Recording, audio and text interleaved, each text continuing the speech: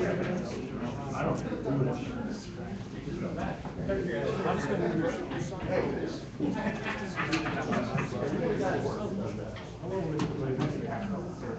have a statement for you.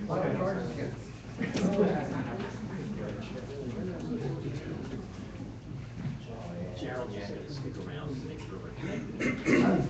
Yeah, that's fine. Yeah. Okay. We had, at 6 o'clock, we had a special meeting concerning contracts, review and approval or disapproval. At 6:30, we had a Public Safety Committee, and 6:45, we had a Budget and Finance Committee. At this time, we will start the second City Council meeting of the month, Wednesday, April 20th, and we'll start with Mr. Greedy saying the invocation and remain standing for the Pledge of Allegiance. Mr. Greedy. Thank you, Mr. President. I'd just like to read something from Proverbs 17, and it says about 6 things that the Lord hates: a proud look, a lying tongue, hands that shed innocent blood, a heart that devises wicked plans, feet that are swift in running to evil, a false witness who speaks lies, and one who sows discord among brethren. I'd like the Lord to thank the Lord for all He given us, for bringing us together, that we come to some kind of accord into the city, and that we do the best we can and provide transparency to the public and to those who are looking at us, see how the city develops. We ask you to bless us, bless our families, bless each one of us here. We ask you this in the name of whom we pray. Amen. Amen. I pledge allegiance to the flag of the United States of America and to the republic for which it stands, one nation, under God, indivisible, with liberty and justice for all. Mr. Hanlon, please note that all members of City Council are present, and we welcome Mr. Glazer, our City Controller, and we also welcome Mr. Juan Camacho, who is representing the Solicitor's Office this evening. We will start with courtesy of the floor. If you're representing yourself, 3 minutes. If you're representing a group or association, 5 minutes. Okay, thank you, Mr. Chairman. Well, I'll welcome Mr. Hirschman. The reason I'm here this evening, I put a lot of right-to-know requests in, and many times I'm turned down. And one of the right-to-know requests I keep asking is the selection process that's for capital projects. We have a city ordinance that lists who should be on this selection committee. If we have an ordinance, which is city law, I think when a question is raised, the solicitor should name who the people really are, because if they made changes to the way the ordinance reads, council should make the changes, not the solicitor's office. So I'm asking the city council to review ordinance number 12497, selection process of the selection committee when it comes to capital projects. And they should be made public. What are you referring to? What's ordinance number 12497? 12497, The okay. selection process of the committee, selection committee. When it comes to capital projects, it should be composed of the Director of Finance, which is here, the department head, a bureau manager, any other staff deemed appropriate. So I think it's a public record, and I think we should have the right to know request. I think once it's requested, they should name who's on it, and if there's any changes to the committee, they should come to City Council to make changes to this committee. I don't think the administration has all these rights that they've taken upon themselves. So I think Council should review this ordinance and the section of the ordinance when it comes to the selection committee, Mr. Chairman. And one other thing, back in 2006, when Mr. Goody was on City Council, and the auditor came up with anti-fraud recommendation, and we never adopted it, which we should have done in fact. And I think City Council should look at this recommendation on anti-fraud when it comes to city employees, where it says a code of conduct should be developed and addressed with the following: organizational conduct, general employee conduct, conflict of interest, outside activities, relationship with suppliers, gifts, entertainment, and favors, Mr. Chairman, city business activities, city funds and other assets, records and communication, and privacy and confidentiality of vice input. I think Council, because you were going to look at this, Mr. Chairman, a year ago, and they never did. And I think since the auditors recommended this in one of our anti-fraud policies that they recommended we should do, I think council should take a look at this again, and because all I keep reading about is the problems we have in the city, pay to play and this and that, and maybe this is another area we should look at, Mr. Chairman. And I think this will make the public feel a little better too, that the city's on top of everything. Thank you, but looking at it in the right way, it's right to know, because, you know, I get these letters back from the city and say, we want to challenge it, right, takes a letter back, this address in Harrisburg, and then we have a city ordinance that says a certain thing, so, thank you, Mr. Chairman. Mr. Richmond, I'll speak to the last couple of statements you made about, you know, we did the pay-to-play, the contract approval, things like that, and then we did the, you know, the pay-to-play bills. We had two bills. We've had several meetings about the strengthening the ethics ordinance, and that's what you're talking about, gifts and favors and contributions and dinners and tickets and all. You're right on the mark. We need to look at that. We need to strengthen that. Because it's right. I think we failed there. Maybe we failed, and maybe we would have all these problems we have today. Because I think one of the things that says that, I read the whole thing, that the city employee should have maybe reported it. The solo was going on, it was part of it, I don't know where I saw that. Where the city employee saw anything that violated the law, should have been reported, and maybe. Yeah, no, that's the whistleblower section of the ethics ordinance. Okay. Yeah, I agree, Mr. Hirschman, and we'll look into that. Yes, sir. Welcome back. How are we making out? That's good. Okay. I'm going to give this to Mr. Hendricks, and we'll pass this around. Sir, your name and address for the record. Harry Crouch of 1522.5 Church Street. And I do remember you last month talking about a camera at 15th and Church, correct? Right. All right, go ahead. Well, today I'm here about 1503 Church Street. That property's been empty for at least 5 or 6 years. I've been calling the city about it 2 or 3 times each year. Nothing's getting done. As you can see, I used to be able to count 5 ceiling beams. Now I can count 6. The ceiling is falling apart. The outside is rotted. The windows, the water's getting into the 3rd floor, which means it's dropping down to the 2nd, down to the 1st, which means that other parts of the house are probably falling apart. I just want to know why does it take so long? My wife spoke at the President City Council meeting for the Crime Watch, and she spoke with a person that's on the blighted committee. 2 days later, there's a sign up there, unfit for human habitation. So how long does it take now for somebody, you know, the person who owns it, who lives in the Bronx, what are they going to do now to get this property fixed up? Because Who owns the home? it's, I have it right there. Okay, we have it. The information, sir. I mean, I've been living in the neighborhood 32 years, and that's the worst property I've ever seen. Now, the 1505, the gentleman bought it, fixed up really nice, sold it, no problem. This guy, you know, I get the one on all the time. I've been calling everybody in the city about it, trying to find out what's going to get done. Now, what I want to know, since they're unfit for human habitats up there, is it going to take longer, shorter? Can't the city take it over somehow? We will, Mr. Hart, so we will get this information to you, okay? And we will get that to the building standards. That's absolutely.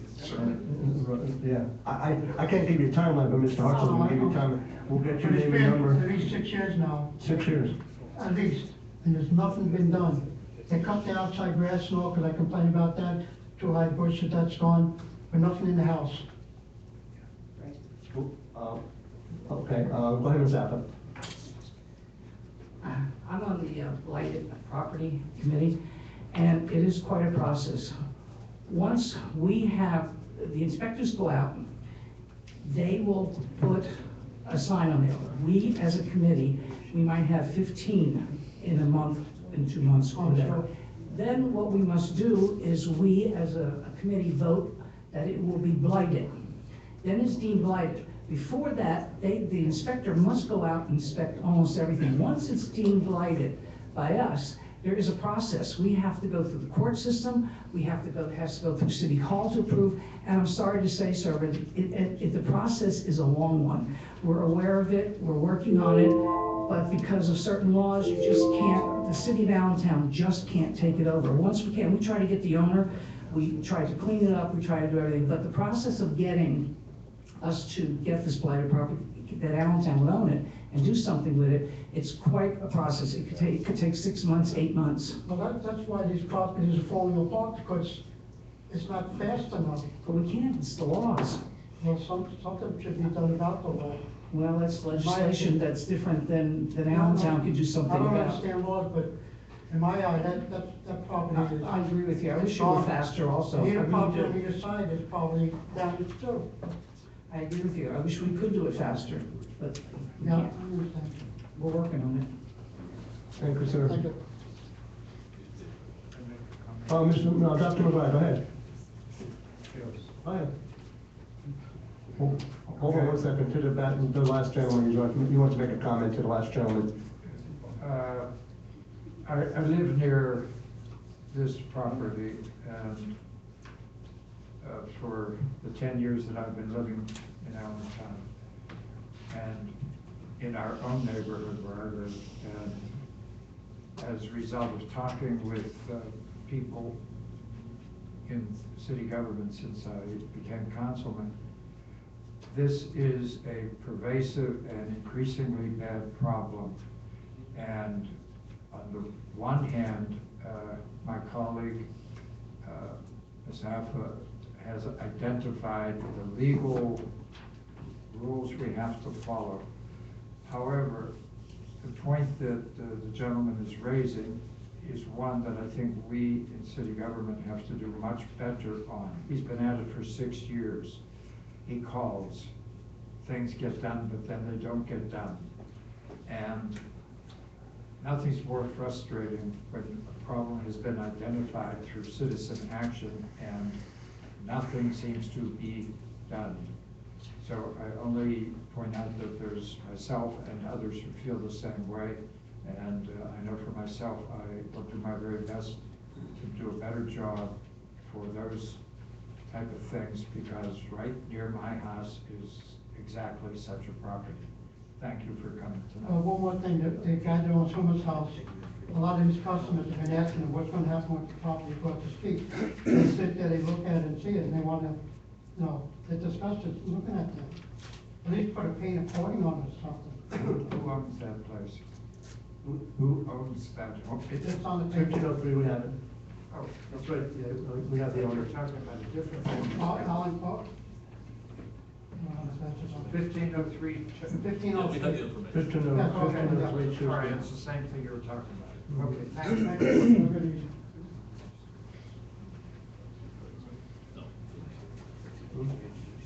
Yes, ma'am, how are you? All right, Reverend Eric Lynn Bickford, citizen, 139 South Number Street, Allentown, PA.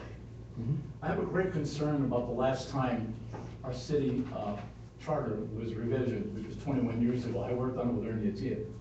I had the pleasure of working on it. Nowhere in the charter does it state, it says on the cover of it, we are a city strong mayor, not mayor, city manager. City manager is an illegal position according to the charter and according as the Commonwealth of Pennsylvania recognized. We need to stop looking for a city manager and set up another charter commission to revise the charter to bring it up to today's standards if we still want a city manager. Because that's not how we're listed in Harrisburg. So we need to set up a charter commission to revise the charter and bring it up to today.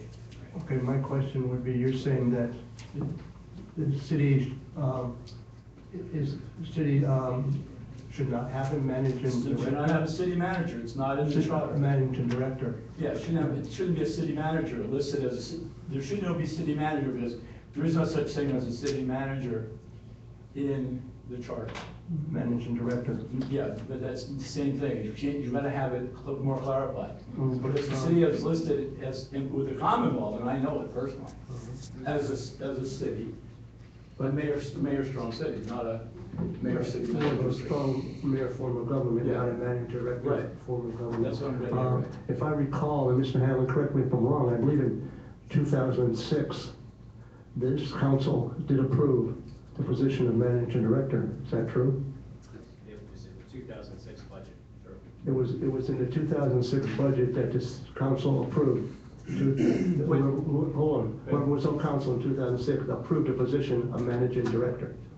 But then it should go out for referendum for the public to vote on, it, because it's a change of the charter, and change of the city status with the state. That has to go out for a referendum vote to the voters.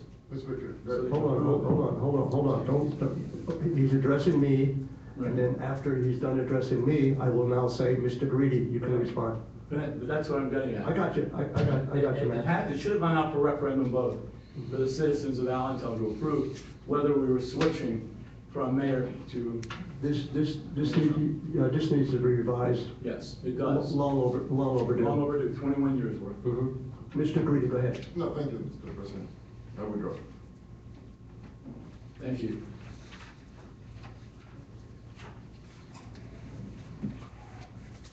Hello, Mr. Infiltrator.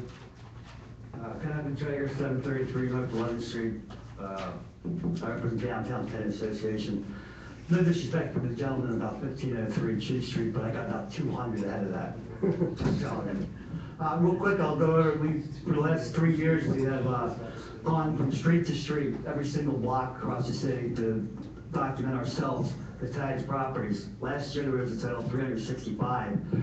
This year, we go by the first ward has 17, second ward 3, third ward 15, fourth ward 18, fifth ward 15, sixth ward 22, seventh ward 26, ninth ward 20, 11th ward 28, 12th ward 15, 13th ward 13, 14th ward 15, 15th ward has 7, 16th ward has 11, 19th ward has 3, 17, 18 have none. And you know, it's like kept 8 and 10 now, which we talk about all the time. The 8th ward has 57, the 10th ward has 84. For a grand total of 358, so we haven't gotten that much improvement really over the last year. But these two wards combined, I mean, it's no wonder that people have lost up to $100,000 in property value on Penn Street and those regions up there because they're surrounded by the properties. On the one other thing, a couple weeks ago, if you remember, I don't know, about a month and a half ago, Julian Kern had a editorial in the Morning Call. So Bo called me out the other day, or a couple weeks ago, and then talked to the mayor. And the mayor put his numbers out there. His numbers were complete lies. They were garbage lies. We got a right to know. We did the right to know. Building standards in the rest of the city gave us real numbers. So we submitted the right to notice just after we heard the mayor. And right to notice were done for 2012, 13, 14, and 15. The city had stated at the time, actually meaning the mayor, that over 19,000 inspections were done last year, meaning 2015. Well, that's impossible. Come on, that's really impossible. Where against those numbers is beyond me. But anyway, the city did 1,607 full rental inspections last year. 2,977 re-inspections, 1,735 complaint inspections, and 1,129 complaint re-inspections. So this just shows the man gets on Facebook and consistently puts out the same stupid numbers over and over and over again. For which people, I don't know. Makes it feel better? I don't know. You know, we have to right to know back on that, and kind of find out paper. So anyway, we had a total of 12 inspectors. He just answered 2 weeks ago to somebody who asked him how many inspectors do we have. We have 45, he stated. We have 12, not 45. 4 full rental inspectors. 4. 37,900 units are in the city on a 5-year cycle. We have found buildings that have gone 10, 15 years. And you don't think there's been a lot more buildings going a lot longer? And it's not code enforcement's fault, because he makes these little comments about us in his little statements, saying that, you know, we're attacking the city on this and on this. But, you know, we don't attack code enforcement whatsoever. So anyway, The amount of inspections in 2012 were 4,056. 2013, there were 30,437. 2014, 2,489. And then last year, 1,607. They've gone down every year. What's this year? Below 1,000 inspections? That's a total of, what's that, that's a total of 10,000. What's about 20 over 4 years? So let's say this year we do 5,000. That's 15,000. That's 20,000 properties, or units uninspected in a 5-year cycle. That's why the 5-year cycle is outdated and pathetic. That's why when you do inspection after 5 years, we're shutting down so many buildings. Because the cost to get them back up is astronomical. We had a couple of the other year, a lady on Linden Street, she bought the property, apparently had some issues. She fixed it, she did what she had to do. Then 5 years rolled by, she's from New York, so she didn't pay attention to it. 127 violations against the building. It was shut down immediately. Like people were escorted out that day because it was unsafe. She walked away. Now, not really luckily, Mike Stein, one of our clients, did slumlords, took over the property, got it fixed back up. And some went working order, although it has been shut down 3 times. For that so far. It's just, I don't understand how we can allow this man keep making stupid comments, these ridiculous comments, as I told you earlier. He's claiming complete responsibility for the Allentown Housing Authority's overlook in Cumberland. Saying basically like he did, the city did it, he's completely behind it. It's all federal money, we know that. These numbers are ridiculous, but what you should find, but more ridiculous is the 5-year inspection cycle.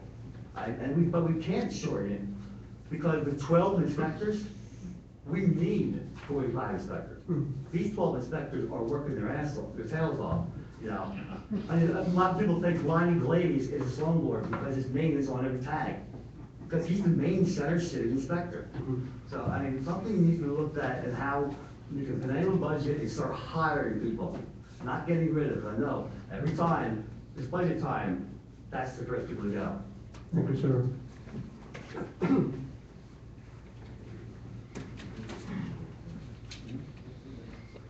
Yes, sir, Mr. Ringer. Good evening, Mr. O'Connell. Name and address. Don Ringer, 1801 Liberty Street, Unit 2. Mr. O'Connell, could you kindly explain to me this unfunded thing in the city right now? That Mr. Hahn and Mr. Hunsicker wanted to know. I want to know if you could explain it to me. Me? Yeah, I will. About 9 o'clock? Okay, that's very good. I just wanted to say one thing. We lost, in all due respect, we lost Mr. Doherty. And my question is, do we have to replace him? Were there enough people working in Mr. Pulaski's office that could have done the same job? And if we do have to replace him, can we try to hire a local person here in the area from Allentown? Wouldn't that be nice to have somebody from Allentown in the job? I just think that would be a great idea. And in regards to the ethic thing, I've been told by a very, very close friend of mine the other day, we were talking about the Allentown contracts, and he said the word out there, he said, when you bid Allentown contracts, you're not given a fair shake in Allentown. You have to do certain things for certain people. And that was told to me. So I just want to make everybody aware of that. And the only other thing I have to say, Ms. Moda, I'm waiting to see you. Thank you. Thank you, Mr. Ringer. Sir, you're gonna see me soon. I hope you open the door though. Absolutely. Thank you. Thank you, sir. Hi, hello, Ms. Hunsicker. Good evening again. Glenn Hunsicker, 844 South 11th Street.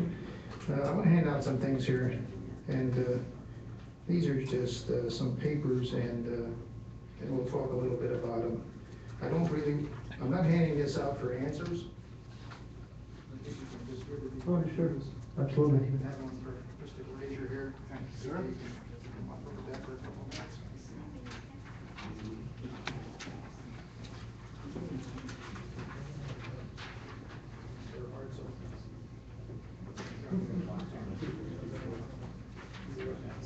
I want to go over this with you because to me, it presents a point of interest.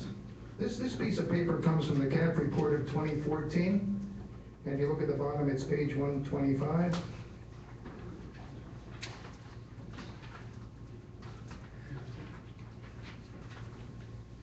Do I have any extra papers there? Yeah, Mr. Hartzell, do you have one? Okay, Mr. Hartzell has one. Okay, Yeah, we have extras. I need one for myself. Well, I put some extra. I put some, well, it might. You probably can. But you know, at this age, you forget a lot of things. I want to go over this with you because it was interesting to me when we talk about taxes and stuff like this. But if you look at the first column, and I just noticed this from 2010 to 14, the city took in $12.5 million in taxes. And where did the taxes come from? Basically the EIT tax over in the column. You'll see it where I say 10.9. 10.9 of that 12.5 came from the EIT tax.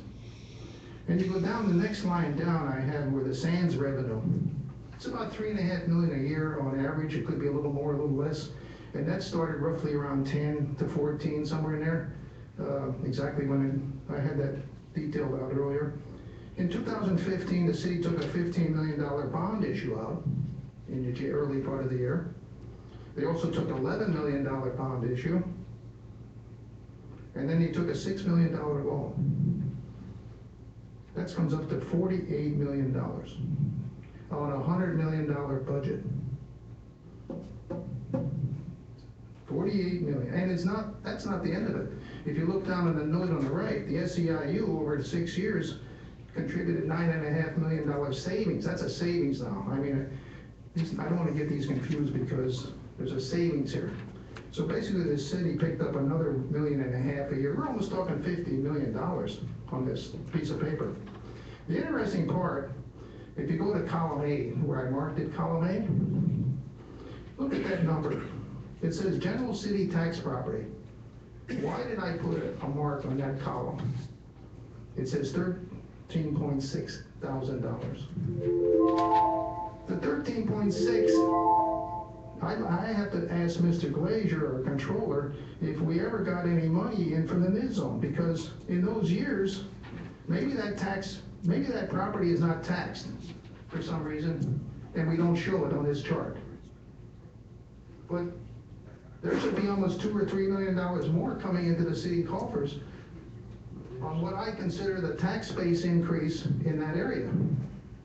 Now, why isn't that number, say in column A there, for 2014, it says 29 million, why isn't that higher? Somewhere in those last couple of years. Didn't they go on the tax rolls yet? I'm presenting this as a seed to think about this. We gotta find out where that money is, if we're ever gonna get it, or what's happening to it. So I'm just presenting this tonight to council, and it seems like an awful lot of money to say we have $50 million in the last 5 years into the city. And technically, Mr. Garidi brings out that we didn't raise any taxes, but he's only talking about general property taxes. General property taxes. Now that's not gonna last forever. This year, you either have to go increase general property taxes or increase the EIT another 0.33, in my opinion. Okay, that's it. Thank you. Yeah, thanks for the handout, and your last statement was extremely accurate. No, I hope so. Extremely accurate. Okay, thank you. Thank you, Mr. Hunsinger. Hello, Mr. Pearson. 942 East Dillon Street. The name is Dennis Pearson. Yesterday, Monday, my neighborhood had a nice meeting. We had a businessman and a letter from another businessman about certain activities that were going on in the neighborhood. They attempted to answer questions the best that they could, and hopefully their answers will satisfy us in the future. And this is Harry Upool and the forensic services, and hopefully no problems will come as Harry. Harry's youth said that they had corrected the problems that faced the area. Now, on another issue, not related to it, there was a camp song, and I'll be political correct and won't use the verse. So I'll say it that we had 10 little bureaucrats lined in a row and whatever, and after things happened, you had 9. So as it happened that in the city of Allentown, the Blosky administration, when it started, had all these bureaucrats put into place and service. And for whatever reason, how many of these bureaucrats are left?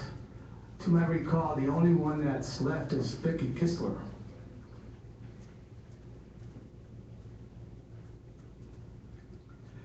So I hope things get going to the better, that things straighten out, that what happens will happen rather quickly so Allentown can get back into order. As far as other things are concerned, when you talk about the office of mayor, I don't think it's constitutionally, I don't think the duties are actually defined. I think the duties, the mayor's top job is to make the decisions for the administration. And if he finds a way of making decisions for the administration, I don't think he is forced to punch a time clock. Maybe he should, but I don't think he's forced to, file upon it. He has his office people to take care of what he's doing. Certainly, we do not have a city manager government. Mr. Doherty didn't have that power unless he actually was given that power, without the advice and consent of the council. But that's where he is. We do have a strong mayor system. There may be a need for some charter, changes, but that's in the future. Mr. Pearson, I'd like to would refer you to Home Rule Charter, and you're very familiar with it because you're a historian. Article 3, the executive branch, if you look at section 308, the powers and duties of the mayor. So, and I know you're aware of it, so it is in Home Rule Charter. Yeah, he does have things to do.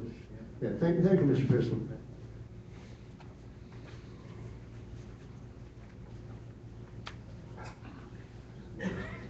Hello, sir. Good evening again, Tom Hahn, 2016 East Highland Street. If I could ask council to have a meeting amongst themselves and get back to me and ask Mr. Glazier, the auditor, to give us a cost of the open position of office manager or mayor's assistant or whatever it is, including all the perks, cars, gas, the health, the Cadillac health plan and all that stuff, so we can multiply that savings into the decision of do we want another one and what's the cost. My estimate is $200,000 a year, including everything. That's a round number as far as salary, benefits, vacation, the whole thing. I would like it verified by council through the controller, the actual number, so when the debate comes up as to what we're going to do with that position, that we have facts and figures and what the cost is. The second thing is, if you could have a meeting, the council, and get back to me on the city service charge and how it's applied to the golf course and what other departments get a city service charge. We think it's unfair that the people who are running the golf course have $100 and some thousand debt to start out, and most of that seems to be from a city service charge. So since we need facts and figures, and hopefully that you guys can get into the nitty-gritty. The second thing, or I should say the third thing, is what Mr. Hunziker was talking about was the NIS-owned taxes. We need something clear there so we can multiply and add and see the direction. And last but not least, I would like council to discuss the money lost on the lockbox, or the stabilization fund, or the new loan fund, because it's changing names and I have a hard time keeping track, but I need a report of what was lost when the city decided to take away the 3.5% interest that we were collecting on the bank. When they did that, the deal was over and we were getting nothing. So there was a loss to the treasury for loaning that money or taking that money or using it for something else.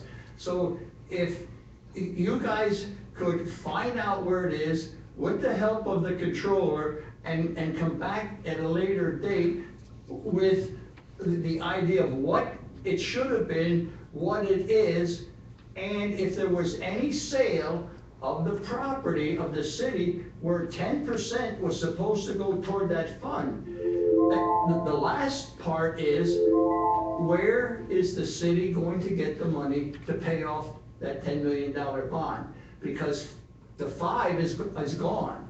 In other words, the purpose of that was a $10 million bond, 5 in the bank collecting interest, so the bond rating would be good, that it showed a $5 million in reserve in the contract, and now that's gone. But I don't hear anybody saying they're loaning money or getting another bond to pay the bondholders. So, I mean, whenever, and then is there any chance that anybody from council can talk to the auditors to help them make the CAF report a little user-friendly? I think we could do that, Mr. Archel. You know, like CAF 101, something like that. Mr. Archel, go ahead. There are always, when you get into the actual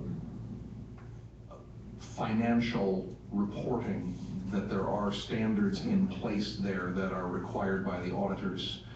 In the management's discussion and analysis, we will endeavor to be as clear as possible about what has transpired in the past year and the changes that have happened over the course here. We'll try to make that as clear as possible. The reason why I bring that up is the auditing firm took out the $1.7 million that they couldn't find, and when we questioned it, when it came up, then it went back in. And so when they say at the end of the report, we only can audit the information that was given to them, we were skeptical that they weren't given all the information, or the money that was encumbrance, or the money that left, or all the transfers of money wasn't told to them from whatever budget it came from, and that's why we have so many questions. Okay. So I thank you for your help. You're very welcome. Anyone else first to the floor? No one else first to the floor. Thank you. Approval of the minutes by common consent. Is that okay, colleagues? Okay. Old business or no business? No old business. Communications. No communications at this point, other than I will go right to reports from committee, and I will start with committee of the whole. Next Wednesday, April 27th at 6:45, we'll have a committee of the whole, which will, obviously that means all members of council are invited to come, to review bills and resolutions on the federal grants and programs that are being introduced tonight later on in the agenda. Budget and Finance, Mr. Garidi. Thank you, Mr. President. The committee met this evening and recommended favorably Bill 41, which is on the agenda. The committee has a full meeting on the 27th at 5:30 to review the monthly finances. Thank you, sir. Community and Economic Development, Dr. McGuire. Thank you. The committee has not met since the last council meeting. Our next meeting is scheduled April 27th at 6 p.m. And the topic will be relevant to what Mr. Ken Heffter was talking about for city council members. Building standards will give us an overview of the rental inspection program. Thank you. Thank you, Dr. McGuire. Human Resources Administration appointments, Ms. Affa. We haven't met since the last council meeting, and no future meetings are scheduled. Thank you, Ms. Affa. Parks and Recreation, Ms. Moda. Thank you, Mr. President. The committee has not met since the last council meeting. Our meeting is scheduled for May 4th at 6:45 to review a bill being introduced this evening. Thank you, Ms. Moda. Public Safety, Mr. Hendricks. Thank you, Mr. President. Committee met this evening, and we've reviewed Bill number 15, which will be referred to the full council later this evening with a favorable recommendation. We also have another meeting scheduled for May 4th at 6:30, and that is to review a bill being introduced this evening. Thank you, sir. Public Works, Mr. McLean. No meeting since the last council meeting? Sorry, no meeting since the last council meeting. We have one scheduled for May 4th at 4:30, a matinee. Thank you, sir. Rules, Chambers, and Intergovernmental Relations Strategy, that's my committee. The committee has not met since the last meeting. A future meeting has not yet been scheduled. We will go right to Mr. Glazer, City Controller's Report. Sir, welcome. Thank you, Mr. President. I have no report this evening, sir. Thank you, sir. Appointments, we have no appointments this evening. Ordinances for final passage. Bill 14, Budget and Finance. Mr. Hanlon, read Bill 14, then we will turn it over to Mr. Garidi. Bill 14 amends the 2016 General Fund, the 2016 Liquid Fuels Fund, the 2016 Trexler Fund, the 2016 Risk Fund, the 2016 Equipment Fund, the 2016 Solid Waste Fund, and the 2016 911 Fund by appropriating funds from the unappropriated balances for the rollover of encumbrances for the prior year 2015 commitments. Thank you, sir. Mr. Greedy, that was in your committee earlier this evening. Thank you, Mr. President. Yes, we discussed Bill 14. Basically, it's a rollover from 2015 to 2016 for several purchases for encumbrance money from the prior budget. That was discussed at length earlier, and a lot of questions were answered. The committee recommended it favorably, unanimously. Thank you, sir. Any comments from the public concerning Bill 14? Steve, how do we go? Let's do with how do we do the voting? What do we hit? Okay, it should show up if you're connected. Oh, you got to connect me up here. Go ahead.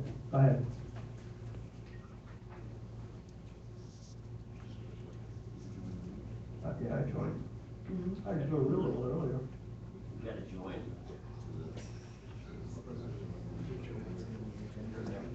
Go back to the agenda. Okay, now I go. Oh, okay. And we're good to go. Go in here. Okay.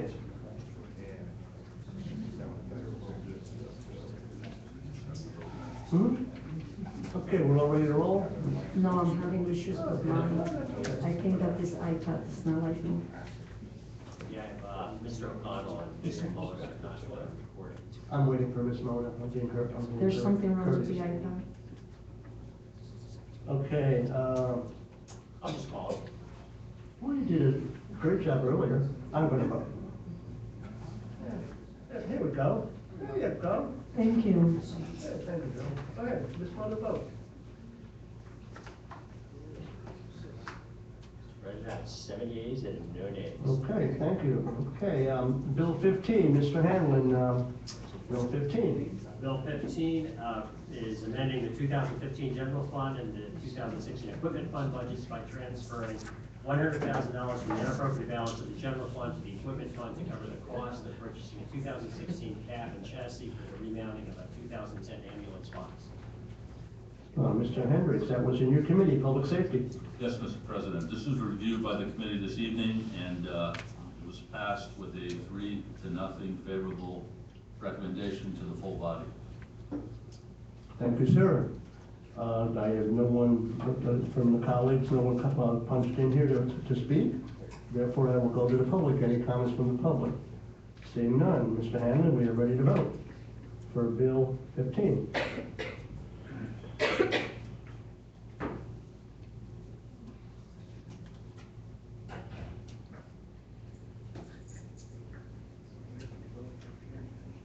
Waiting for Mr. Greedy.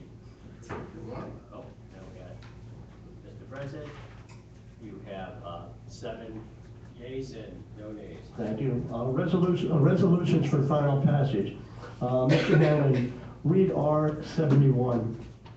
R71 recommends the Senate perform its constitutional duty and give advice and consent on the President's nomination of Judge Merrick Garland to the Supreme Court of the United States, and it's introduced by the administration. Okay, let me explain that. What R71 is, what we're saying is that the Senate would perform their constitutional duty of giving the Supreme Court nominee, Merrick Garland, a hearing, a vote, yes or no, rather than delay this until a new president is sworn in. That's the paraphrase of the resolution. So I will ask right now for my colleagues to, if they want to speak, to hit their little button, and then we will go from there. Seeing none, we will open it up to the public. Seeing none, this is only a resolution. It's not a binding resolution to the federal government or to the Senate of the United States of America. We are now ready to vote.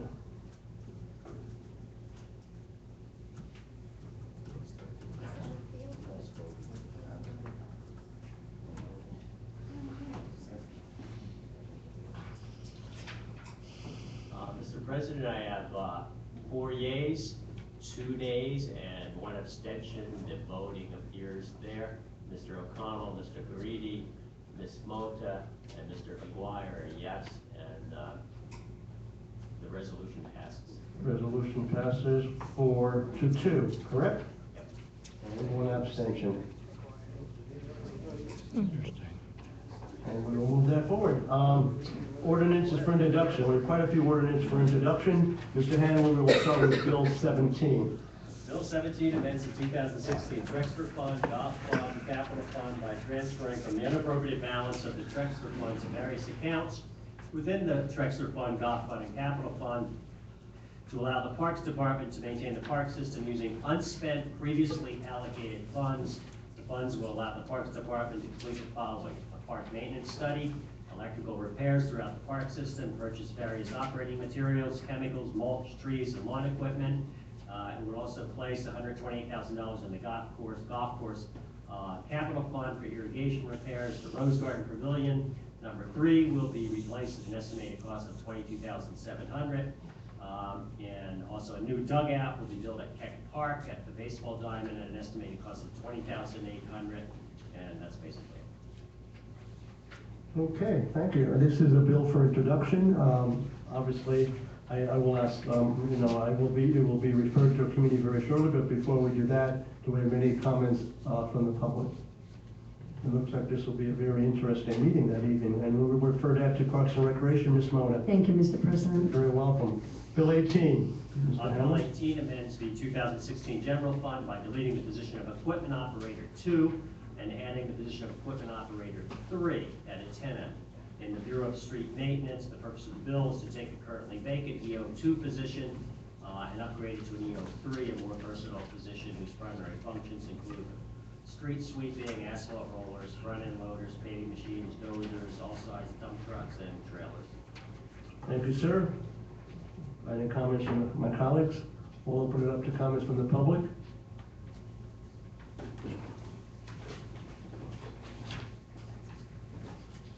Hello, Mr. Hunsinger. Good evening. Always good to see you, sir. Yeah, normally I'd be out here advocating to increase a position. In this case, I'm advocating to keep it the same. And why am I doing that? This job, this equipment operator 2 position was developed, actually it was awarded through a grievance procedure about 4 years ago. And what the union actually did was show the city there was a need for this position.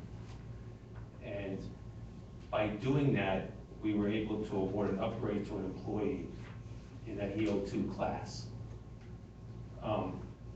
So it is still the union's contention that we will still abide by that ruling that we have in place from that grievance that we filed.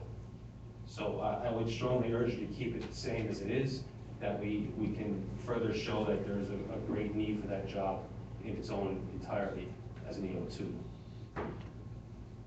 And I mean, I'll take any questions you have regarding this matter, but you know, if anybody has any. Well, I think it's a little premature to start asking questions because we're not in committee yet, but I do appreciate you coming up. So what you're saying is, Back some years ago, let me just back up. Delete what? Let me just back up a little bit. Years ago, we had 4 equipment operator 2s in the city of Allentown. They were primarily 10-wheel dump truck drivers, heavy dump truck drivers, triaxles, and so forth. And that was their sole responsibility, amongst other things, below their job class. Over the years, from the Offenbach administration up through the present, they've been arbitrarily eliminating those jobs. When they become vacant, they just wouldn't fill them. They defaulted a vacancy report, then obviously we can't force them to fill the job, but we can recommend that we need this job. In the meantime, the city still has to function. So how did they function? They took an employee and they paid them out of class, out of their present job class, which might be lower than this, to an EO2 grade to perform that job in question. When you do that, you show a need for that particular job. So when we filed a grievance according to the collective bargaining agreement, we filed that grievance in respect to showing the need that that job is warranted. So by doing that, we were able to show that, hey, listen, you guys paid this employee A for X amount of times out of class for an entire year or more. There's a need. Now, either we settle or we can have an arbitrator settle. Well, in turn, we got a ruling with the city. So they agreed to upgrade the next employee to that in the next budget year to this position. That's where we're at now. Now, subsequently, that employee, whatever it is, bids out to another job to obviously, you know, advance himself within the city. This job is currently vacant. That award doesn't go away. That award still stays there. I mean, in our capacity, we can still contest that award, that you still should have that job present, because we did show that need. So, at that point, I'll take any questions you got for now, you know what I mean? I hope I answered some of them. I don't want to go too deep into, you know, where we went with it, but. Okay, Mr. McLean, this is going to go to Mr. McLean's committee, so go ahead, Mr. McLean. Right, I'm gonna be brief here, but, first of all, this did not go to arbitration, correct? You guys, Correct. It was a settlement with the city. It was a settlement with the city to avoid arbitration. Was there anything in writing? Yes. We've assigned MOU, member of understanding with the city of Allentown on this issue. What, excuse me? You have that you could furnish? Not with me. Not tonight, I don't mean tonight, no. No, but I do have it, yes. Yeah, we have, that may be helpful. We have the agreement. Yeah. And just for the record, if you want to put your name and if you're representing the SEIU on the record, because I didn't know if I did not. The slip. I apologize, Ryan Hunsaker, SEIU chaplain. I'm not giving him 5 minutes. That's all right, I don't want 5 minutes back, that's okay. I'm only kidding, you're already over. Yeah. I just take any questions you have. If you have questions, I mean, I feel free to, you know, I just want to make you aware of what transpired leading up to this point, so you're aware of it. Go ahead, Mr. McLean, you finished? Oh, yes, I'm sorry, I withdrew and turned my microphone on. Oh, that's good. Mr. Greedy, you didn't punch in. You know, if I'm gonna be corrected by Mr. McLean, then I'm gonna. If I did punch in now, am I able to? Mr. Greedy, the floor is yours. Thank you, Mr. President. I let you slide the other one though. But anyway, it seems to me, I mean, I've been coming to this committee meeting, it's a public works committee, I'm not in that committee, that's why I want to ask the question now. That's fine. It seems to me that what they're asking is for more flexibility on this employee. It kind of, and I'm not, opposed or against to it because I really haven't heard the whole argument, but it seems to me that in the economic terms that we are right now, if you're a truck driver and you can drive a tractor trailer, but you can also do a backhoe and you can do some other, as I suggested here, seems to me like it's a good thing to do. They're paying more most likely, and they're able to drive different trucks as opposed to just one type of truck. And one of the criticisms that people have sometimes is, well, if you're a truck driver, you can't pick up a shovel or do anything else. You can only drive a truck, and the shovel's in the middle, you have to call somebody else to come over and pick up the shovel that's in the middle when you want to go over to a path. And that's kind of ludicrous sometimes. But, you can't I'd like you to eventually look into those type of criticism of the union. But I don't look at it as solely a truck driving job. I look at it as though we need certain employees in a certain number of job classes within the city so it functions properly. So the question to ask is how many EO3s do we employ now, presently? And how many do we actually work in their job class? Actually do the rollers, the sweeping, and so forth. Right now, I worked in the street department for 11 and a half years. I have 26 years in with the city. I spend the rest of the time in recycling solid waste. But I've done all that. I was in the EO3. I was in EO4, the EO5 now. But when I was in EO3, I worked with Mr. Messinger. Me and him worked together. I had no problem getting off and shoveling. And a lot of these people today don't mind getting off and shoveling either. They don't take the job as a personal thing and say, I'm only a truck driver, that's all I do. There's a different breed today. And a lot of the good employees that we've been hiring of late, and I don't want to say the old employees are bad because there's a lot of old employees that have a lot of knowledge yet, that helps the younger employees coming in, but they get off and they do their fair share of labor. And I don't think it's necessary saying that I'm a truck driver, that's all I should do. That's just so I can put a little light on it. Yeah, I just want you to think about that thing, because I know I hear it all the time, and sometimes it sounds unfair, sometimes it sounds like people just want to do that, and that may be part of the old way of doing it, but as we move forward, I personally like flexibility. And I'm not against union in any way, as you know. No, I know, I'm not insinuating any to differ, I'm a very passionate person when it comes to, getting off and helping somebody else out. I'm not gonna sit there and let it for somebody else just because I'm an operator or not, but, so I just wanna make you aware of what's happening before we go further with this. But. Stay here. Mr. V. I'm done. Dr. McGuire is buzzed in. Dr. McGuire? Yes, sir. Thank you, Mr. President. Mr. Hansiger, do I understand that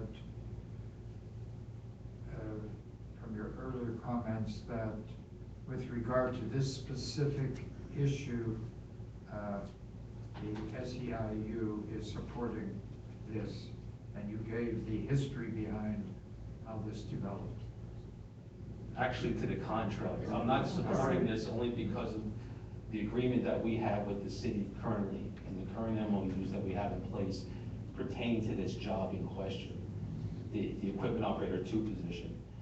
So my argument is really that they need a certain number of those, and we were able to show you that we, obviously, not you guys, but the administration in the past, of where we're at to today.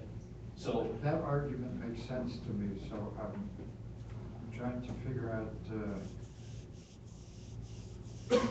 Let me ask you just one thing. If you know the correct number of EO3s that we currently employ in the street department and how many, at one time we only had 7. I think we're up around 11 by now. Not that I'm in any, different job classes here that I want to scrutinize, but I think that you can't be overloaded in certain parts of the bureau and underloaded in the other parts. You know, so that's part of the problem. The other part is that, my main issue is that we have this agreement in place with the city, and that's what's currently standing throughout this collective bargaining agreement going forward. So, I mean. And this bill supports that agreement which is in place? This bill doesn't. This bill is asking you to override that agreement and circumvent it and increase this job to an EO3. Okay. You know, and just so you're aware of what's happening. I'm just bringing to light of what we have presently with the city, so you know, obviously, you know, we can move forward. If anybody else has any questions, I'd be happy to answer them. Thank you, Mr. Hansinger. I'm finished. All right. Thank you for your question. Did somebody else? Go ahead. No, we'll get them at the committee meeting. Okay. It's up for committee. Yeah, there should be. When is the next one, please? Do you have a date? May 4th. May 4th? It's a matinee, 4:30. Okay. All right, Thank you very much. Yeah, thank you, Mr. Hunt. Thank you, boss, you needed to. I have another question. Yeah, thank you, Mr. Hunsinger. And Mr. McLean, we will refer that to Public Works. Thank you. You're very welcome. Bill 19, Mr. Hanlon. Bill 19 is an ordinance amending the consolidated plan, the action plan for the 40th and 41st year of the CDBG program, which reprograms the $39,100 of unexpended funds. Okay, comments from my colleagues. Comments from the, anybody speaking? No, that's done. Comments from the public. This will go to committee of the whole next Wednesday, April 27th. Okay, Bill 20, Mr. Hanlon. Bill 20 provides for the expenditure of certain monies received by the City of Allentown under Title I of the Housing and Community Development Act of 1974 as amended, the Homeless Emergency Assistance and Rapid Transition of Housing Act of 2009, and Title II of the National Affordable Act of 1990 as amended for the purpose of undertaking programs of housing and community development within the city. Thank you, sir. Comments from my colleagues? Comments from the public? That will also go to committee of the whole next Wednesday at 6:45. Mr. Hanlon, Bill 21. Bill 21 is an ordinance providing for the expenditure of certain monies received by the City of Allentown from the repayment of loans through the rental rehabilitation program. Thank you, sir. Comments from my colleagues? Comments from the public? This will also go to committee of the whole next Wednesday at 6:45. Bill 22, Mr. Hanlon. Bill 22 amends the 2016 Capital Project Fund budget to provide for a transfer of $77,829.59 from one capital project to another project for bridge repairs. Thank you, sir. Comments from my colleagues? Comments from the public? Mr. McLean, Public Works. Thank you again. You're welcome. Bill 23, sir. Bill 23 amends the 2016 general fund budget by deleting the position of clerk typist 2 part-time at a 5M and adding the position of administrative assistant 7N in the fire administration office. The purpose of the bill is to create a full-time administrative assistant to provide sufficient office administrative support in the fire prevention office as needed and to support the deputy chief. Comments from my colleagues? Comments from the public? This will go to public safety. Mr. Hendricks. Thank you, Mr. President. Bill 24, Mr. Hanlon. Bill 24 amends the 2016 general fund budget by adding the position of a part-time maintenance worker 1 in the Bureau of Traffic Planning and Control. Thank you, sir. Comments from my colleagues? Comments from the public? Mr. McLean, Public Works, sir. Thank you again. Resolutions for introduction. Mr. Hanlon, R72. R72 approves the submission of the action plan to the United States Department of Housing and Urban Development. Thank you, sir. Comments from my colleagues? Any comments from the public? This will go to committee of the whole. And that will be next week, right, Mr. Hanlon? Yep. At 6:45. Busy week. R83. R83 authorizes the installation of a connector bridge from the southwest corner of the intersection of North 6th Street and West Linden to the Linden parking garage. Thank you, sir. Any comments from my colleagues? Comments from the public? That will go to Public Works, Mr. McLean. Thank you. We're going to be very busy for that matinee. Any new Like the business? Academy Awards, and I just won 4. Hey, you're doing pretty good. Yes, sir. New business. Good and welfare. I have something for good and welfare. I would be very remiss if I wouldn't say that, and these are my personal thoughts. I speak for myself, I don't speak for my colleagues, I don't speak for anyone else. I want to wish Mr. Doherty success in the future. I will personally miss Mr. Doherty as a managing director. He has been a friend over the years. I feel that he has been an excellent managing director. He's done an outstanding job. As I stated yesterday, and I probably did upset some people because I don't want to slight anyone by my comments, but I truly believe he was the heart and soul upstairs on the 5th floor, working very hard. He had the respect of all the managing directors, he had the respect of all the bureau chiefs, the directors. He would hold a weekly meeting.